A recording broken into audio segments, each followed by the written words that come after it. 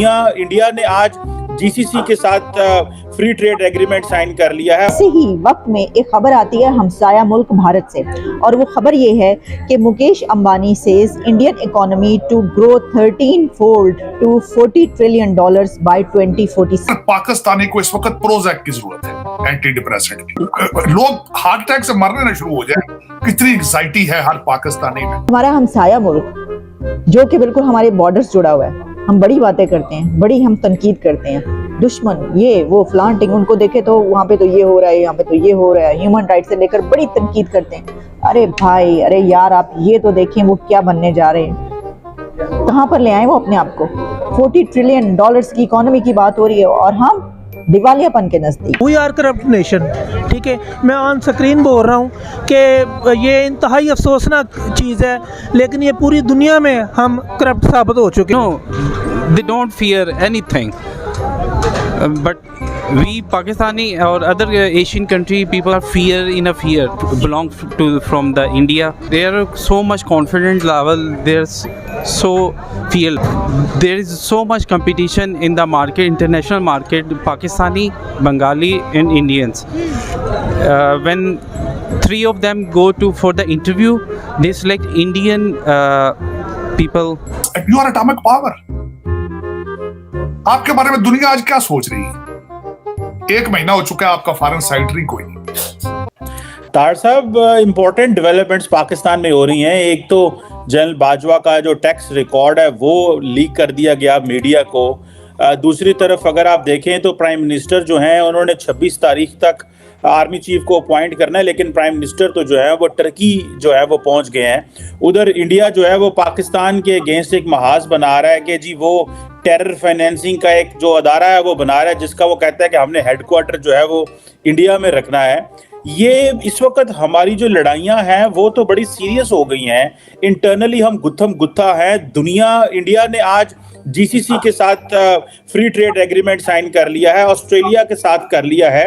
आप क्या समझते हैं कि आर्मी चीफ की अपॉइंटमेंट के बाद क्या पाकिस्तान की डायरेक्शन तय हो जाएगी, या ये 29 नवंबर को जब बाजवा साहब रिटायर हो जाएंगे तो 30 नवंबर को पाकिस्तान को किसी सिमत में चल पड़ेगा, या कि आप समझते हैं अगले 6-7 माह इलेक्शन तक इसी तरह कंफ्यूजन और क्योस रहेगा? मैं कहता हूं मैंने तो अब बिल्कुल भारत के साथ कंपैरिजन करना छोड़ दिया। उसकी वजह यह है, अब आपका कंपैरिजन अफगानिस्तान और सोमालिया से हो सकता है, क्योंकि मेरे ख्याल में अफगानिस्तान भी इस वक्त तालिबान ने जिहाद का काम छोड़ दिया है, आपने उसका ठेका ले लिया। इस वक्त तालिबान आपसे ज्यादा ओपन माइंडेड और ज्यादा अक्लमंद नजर आ रहे हैं, उनकी इकॉनमी आपसे ज्यादा बेहतर नजर आ रही है। तो G20 जिनकी बात कर रहे हैं भारत के साथ, आप अगर मुंसलिक करते हैं, वो G20 पर हैं, फाइनेंशियली स्ट्रांग हैं। अमेरिका उनसे डरता है, रशिया उनसे चलता है, उनसे वो असला कैश पर लेते हैं, पेट्रोल उनसे कैश पे लेते हैं, नेगोशिएट करते हैं। ये ऑक्सफोर्ड ग्रेजुएट जो अमीरुल मोमिनीन है, पता नहीं किस मुंह से कहता है कि वो मोदी ये कल की स्टेटमेंट में इस पे थोड़ा सा आप आज बात करना चाहूंगा। कल खान साहब ने, अमीरुल मोमिनीन ने एक स्टेटमेंट छोड़ी है कि जब तक मोदी पावर में है हम उससे बात नहीं करेंगे। खान साहब, नुकसान आपका है या मोदी का है? मेरा ये ओपन क्वेश्चन है आज, ये बल्कि बहुत सेंसिटिव मैटर है। ये एक ऑक्सफोर्ड ग्रेजुएट जो प्राइम मिनिस्टर रह चुका हो उसको जेब देता है ये स्टेटमेंट देना? अगर मोदी साहब ने 8 से 10 साल पावर में लेना है तो आपने पाकिस्तान को ताला लगा के फिर आप लंदन शिफ्ट हो जाए आप।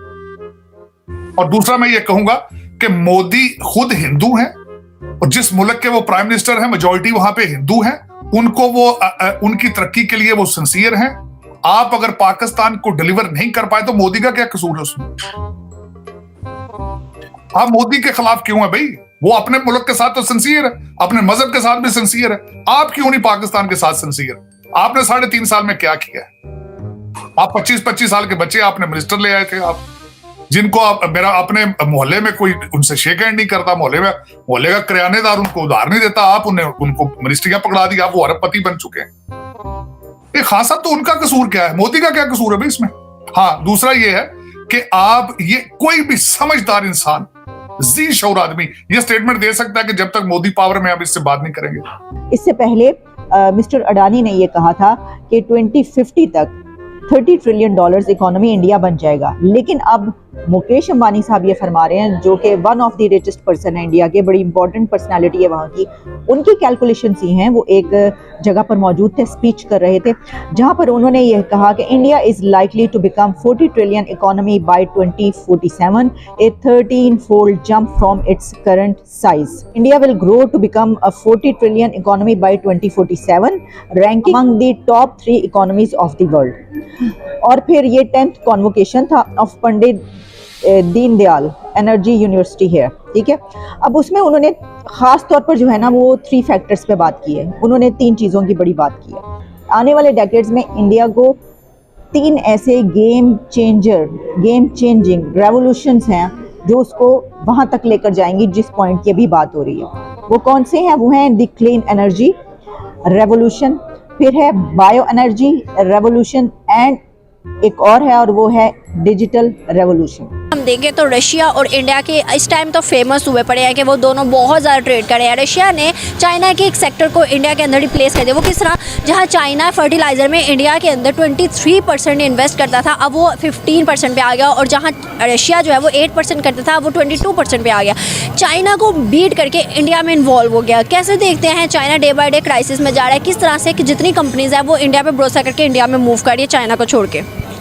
नो डाउट इंडिया जिस हिसाब से तरक्की कर रहा है, जो उनका ग्रोथ लेवल है, इंडिया बीट कर देगा चाइना और अदर कंट्रीज़ को जो कि इस टाइम सुपर पावर्स हैं। और पूरी दुनिया के अंदर टेक्नोलॉजी के अंदर इंडिया ने अपना नाम मनवाया हुआ है। हर आपने सही कहा कि बिल्कुल हर बड़ी कंपनी का जो CEO है वो एक इंडियन होता है, और अगर वो इसी तरह से करते रहे तो मुझे लगता है कि अगर आने वाले को 10, 15, 20 सालों के अंदर सुपर पावर इंडिया ही होगा।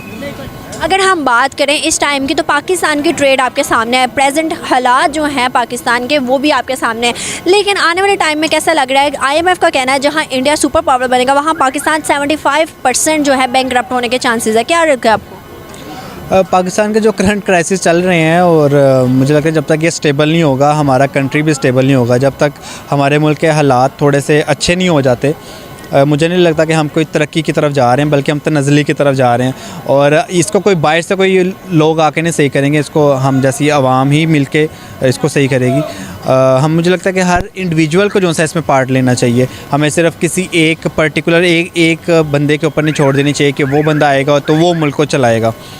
ये पूरे मुल्क जो सा हमारी पूरी आवाम है, जो यूथ है, इनको यूनाइट होना पड़ेगा।